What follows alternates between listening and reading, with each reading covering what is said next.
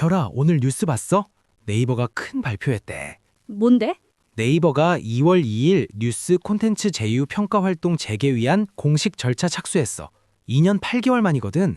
뉴스 서비스 투명성이랑 공정성 강화하기 위해 제휴위원회 재구성하고 심사평가위원 모집하는 협조 요청 공문을 관련 기관에 발송했대. 절차 완료되면 어떻게 돼?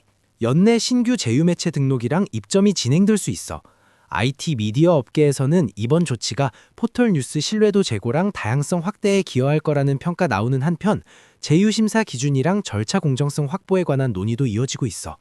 업계 전문가들은 재개 결정이 국내 언론 생태계에 중요한 변화 가져올 수 있다고 분석했어. 환율이 급등했다는 얘기 들었어.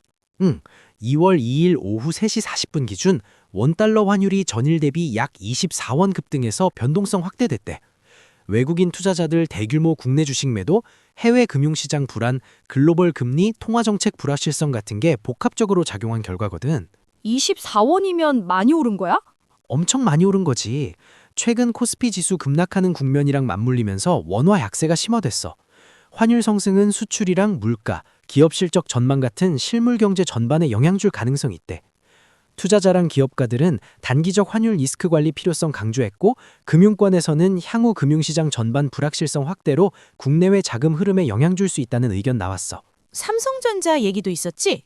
2월 2일 발표된 취업 설문조사에서 삼성전자가 국내 취업 희망 기업 순위 1위에 다시 올랐대. 구직자 대상 설문조사랑 취업 포털 통계로 이루어진다거든. 왜 1위 했어?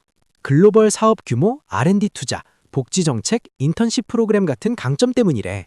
R&D는 연구 개발을 말하는 거야. 특히 공학, IT 전공자랑 대학생 사이에서 높은 선호도 보인 점이 순위 복귀에 영향 미쳤대. 전문가들은 이번 조사 결과가 국내 인재시장 기업 선호 트렌드랑 기업 브랜드 경쟁력 보여주는 지표로 평가했어. 한국관광공사에서 발표한 게 있다며? 맞아. 한국관광공사가 2월 2일 2028년까지 외국인 관광객 3천만 명 유치 목표 담은 전략 발표했어. 에미레이트 항공, 대한항공, 일본, 중국 같은 주요 항공사랑 협력해서 국제 관광 수요 확대 추진한대. 구체적으로 어떻게 한대? 외국인 관광객 대상 맞춤형 관광 상품 개발이랑 디지털 관광 플랫폼 확대 같은 게 핵심 전략이래. 관광업계 관계자들은 코로나19 이후 국제 관광 수요가 다시 회복되는 가운데 3천만 명 목표는 도전적이지만 중요한 이정표가 될 수 있다는 평가 내놨어. 크래프톤이 재밌는 프로젝트 한다며? 게임사 크래프톤이 2월 2일 문화체육관광부 주최로 전통공예랑 인기게임 PUBG 배틀그라운드 IP를 결합한 문화 프로젝트 공개했어. IP는 지식재산권인데 여기서는 게임 브랜드를 말하는 거야. 어떤 내용이야? 한국 전통공예를 현대산업과 연결해서 게임 콘텐츠랑 함께 소개하는 문화적 시도거든.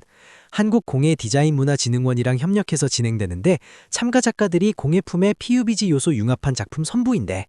이 프로젝트가 글로벌 게임 문화 콘텐츠 접목 모델로 주목받고 있고 문화계랑 게임업계에서는 전통예술의 현대적 재해석이라는 긍정적 반응이 이어지고 있어. 인천에서 허위 신고 사건 있었다며? 인천에서 한 학생이 학교에 폭탄 신고라고 허위 신고해서 응급 대응 나오는 사건이 있었는데 경찰이 적발해서 조사했대.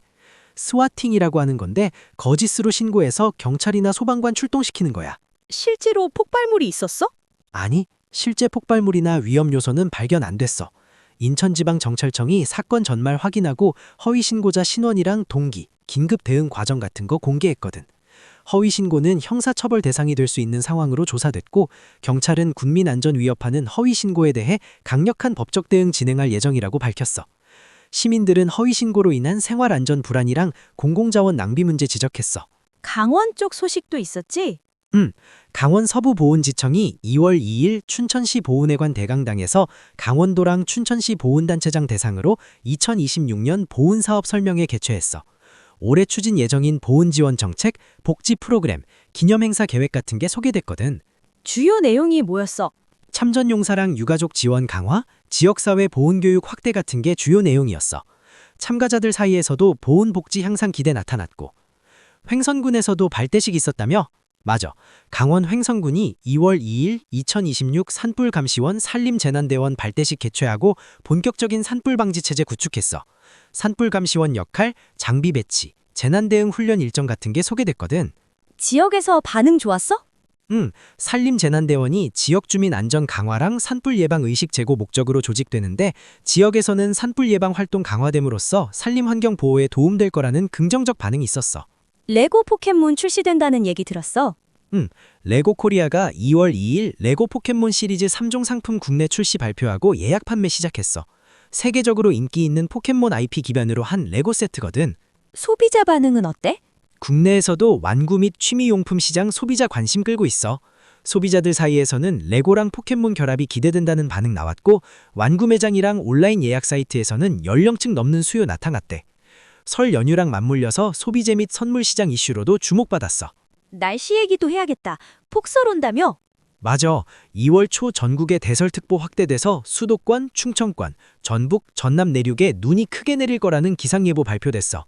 시간당 최대 5cm 안팎 눈 예보되는 지역도 있어서 출근길 교통 혼잡, 안전사고 리스크 같은 게 우려됐거든.